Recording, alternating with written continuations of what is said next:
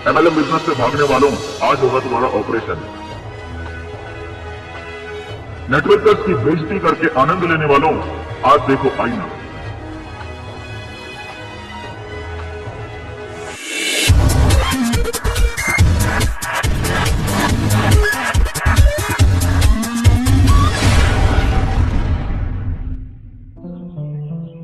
एक आदमी आपके पास आता है, आपको एमएलएम कंपनी का बिजनेस प्लान दिखाता है, पर आप उसे हल्के में ले लेते हैं। यहां तक कि आप में से कुछ लोग उसका मजाक भी उड़ाने लगते हैं। आज मैं आपसे पूछना चाहता हूं क्यों। 2023 आ चुका है और अगर आप अब भी एमएलएम बिजनेस नहीं कर रहे हैं तो मेरा आपसे सीधा सवाल यही है कि आखिर क्यों आप एमएलएम बिजनेस नहीं कर रहे हैं। ना ना ना, झूठ बोलने की कोशिश तो बिल्कुल भी मत करना। मैं पिछले 14 सालों में हजारों लोगों से ये सवाल पूछ चुका हूं और पिछले कई सालों से लोगों की जीवन शैली का बहुत ही गहराई से अध्ययन कर रहा हूं। मैंने लोगों को पढ़ा है, मानसिक स्तर पर भी, आर्थिक स्तर पर भी, पारिवारिक और सामाजिक स्तर पर भी। और एक बात मैं दावे के साथ कह सकता हूं कि जितने भी लोग अपना कुछ ना कुछ रीजन बताते हैं एमएलएम बिजनेस को नहीं करने का, वो सब के सब लोग एक्चुअली झूठ बोल रहे होते हैं। आप बोलते हैं कि मैं एमएलएम बिजनेस इसीलिए नहीं कर रहा हूं क्योंकि मेरे पास टाइम नहीं है, ये झूठ है। आप बोलते हैं कि मैं एमएलएम बिजनेस इसीलिए नहीं कर रहा हूं क्योंकि मैं पहले भी 2 बार कर चुका हूं, पर मुझे नहीं लगता कि ये मेरे बस का काम है, ये बात भी झूठ है। आप बोलते हैं कि मैं एमएलएम बिजनेस इसीलिए नहीं कर रहा हूं क्योंकि मेरे घर वाले मुझे ये बिजनेस करने के लिए मना करते हैं, ये बात भी झूठ है। मेरे पास पैसे नहीं है, मैं पढ़ा लिखा नहीं हूं, मुझे इस काम में कोई इंटरेस्ट नहीं है, या ये काम मेरे लेवल का नहीं है। आप लोगों के द्वारा किए जाने वाले ये सभी दावे कोरे सफेद झूठ है।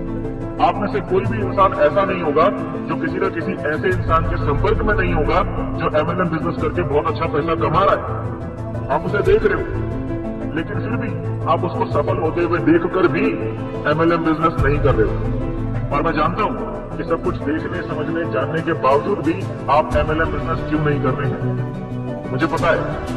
सुनना चाहोगे सच क्या है ताकत सच को बचाने की।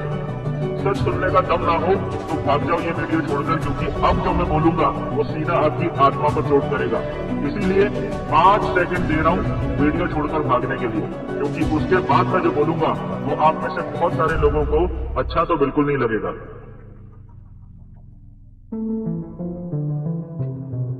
क्या हुआ, नहीं भागे?